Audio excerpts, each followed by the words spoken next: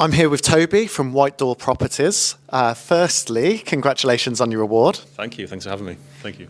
Can you begin by telling us a bit about your business? Yes. So I help investors and local society in the wider area find a really good balance of meeting the investors' demands in terms of finding a suitable investment while also helping vulnerable people, vulnerable tenants find a suitable home for the long term.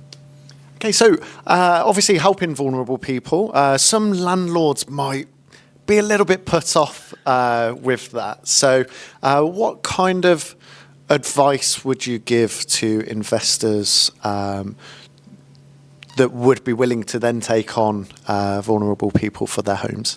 Yeah, it's a great question. So a huge risk in renting a property to anyone, any type of tenant is, will the tenant pay on time? What's their background? Are they going to move out in 6 months? There's a lot of risk there inherently.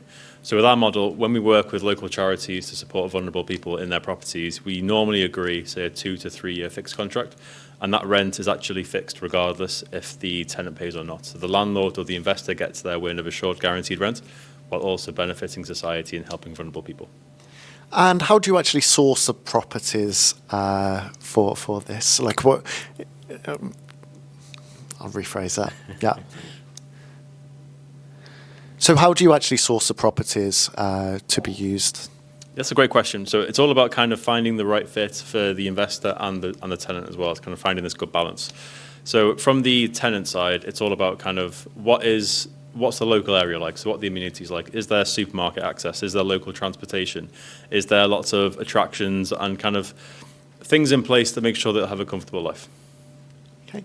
And is there anything else that you'd like to share with our readers? I think the model that we're currently working under it's a great sort of situation in terms. Oh, let's scrap that. Okay. I